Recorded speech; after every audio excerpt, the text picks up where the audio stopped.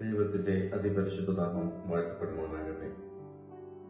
നമ്മുടെ ജീവിതത്തിലെ പുതിയൊരു നോമ്പ് കാലത്തിന്റെ അവസാന നാളുകളിലേക്ക് നമ്മൾ പ്രവേശിക്കുകയാണ്. ഇന്നുവരെയും നമ്മളെ വഴി നടത്തിയ നാഥന് നന്ദി കരയറ്റാം. ഇന്നത്തെ നമ്മുടെ അല്പനേരത്തെ ദൈവവചന ധ്യാനത്തിനായി തിരഞ്ഞെടുക്കപ്പെട്ട വേദഭാഗം വിശുദ്ധ ലൂക്കോസിന്റെ സുവിശേഷം 19-ാം അധ്യായം 29 മുതൽ 40 വരെയുള്ള വാക്യങ്ങളാണ്.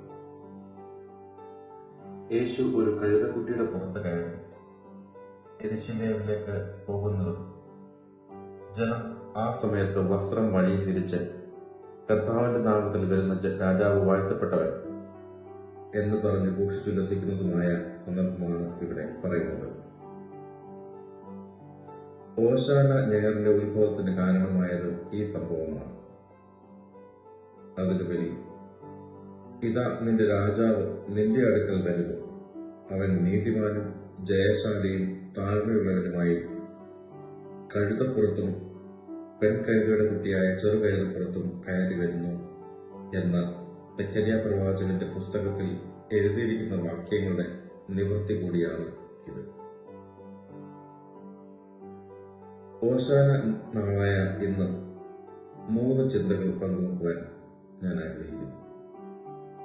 ഒന്നാമതായിട്ട്, യെരൂശലേമിലേക്കുള്ള തന്റെ യാത്രയ്ക്കായി തനിക്ക് ഒരു കഴുതക്കുട്ടിയെ വേണമെന്ന് യേശു ശിഷ്യന്മാരോട് ആവശ്യപ്പെടുന്നു. അവരോട് എന്തിനെന്ന് ആരെങ്കിലും ചോദിച്ചാൽ കർത്താവിന് ഇതിനെക്കൊണ്ട് ആവശ്യമുണ്ട് എന്ന് പറഞ്ഞു എന്ന് പറഞ്ഞു. ശിഷ്യന്മാർ അതുപോലെ തന്നെ ചെയ്തു. അതിന്റെ ഇടയവർ കഴുതക്കുട്ടിയെ എന്തിന് അടിക്കുന്നു എന്ന് ചോദിച്ചപ്പോൾ കർത്താവിന് ഇതിന് ആവശ്യമുണ്ട് എന്ന് അവർ മറുപടി പറഞ്ഞു. ഇതിനുശേഷം അവിടെ ഒരു തർക്കവുമില്ല. അതിന്റെ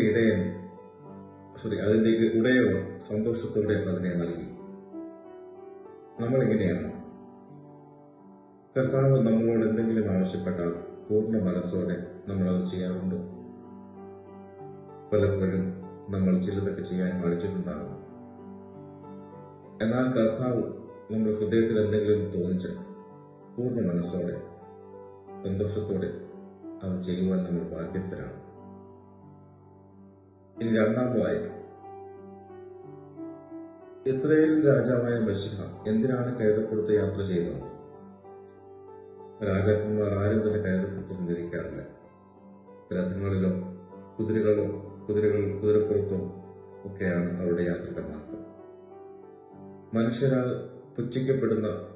പുച്ഛിക്കപ്പെട്ടിരുന്ന ഒരു മൃഗമാണ് കഴുത. എന്നാൽ കർത്താവിന്റെ യാത്രയ്ക്ക് സഹായമായി തീർന്നതും ഇതേ കഴുതയാണ്. നമ്മുടെ ജീവിതത്തിലും പല സാഹചര്യങ്ങളിൽ മറ്റുള്ളവർ നമ്മളെ താഴ്ത്തിക്കെട്ടിയിട്ടുണ്ടാകാം. പക്ഷേ കർത്താവ് നമ്മളെ ചേർത്ത് നിർത്തും, മറ്റുള്ളവരുടെ മുമ്പിൽ നമ്മളെ മാനിക്കും.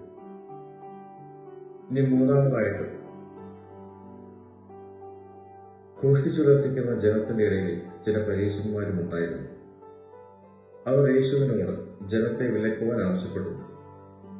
എന്നാൽ യേശു അവരോട് അവർ മിണ്ടാതിരുന്നാൽ കല്ലുകൾ ആർത്തു വിളിക്കും എന്ന് പറഞ്ഞു. തങ്ങളെ ഉപദ്രവിക്കുവാൻ പ്രാപ്തിയ പരീശന്മാർ കൂടെ ഉണ്ടായിരുന്നിട്ടും ദൈവത്തെ പുകഴ്ത്തുന്നതിൽ നിന്ന് അവർ പിന്മാറിയില്ല. തങ്ങളുടെ ദൈവത്തിന് കീഴിൽ അവർ സുരക്ഷിതരാണെന്ന് അവർ ഉറച്ചു വിശ്വസിച്ചു. പലതവണയും മറ്റുള്ളവർ എന്ത് ചിന്തിക്കുമെന്ന ഭയം മൂലം ദൈവത്തെ പുകഴ്ത്തുവാൻ നമ്മൾ പഠിച്ചിട്ടുണ്ട്. ദൈവം നമുക്ക് നന്മകൾ ഓർത്ത് നമുക്ക് ഹോശാന പാടാം. കർത്താവിന്റെ ആവശ്യങ്ങൾ നിറവേറ്റി അവൻ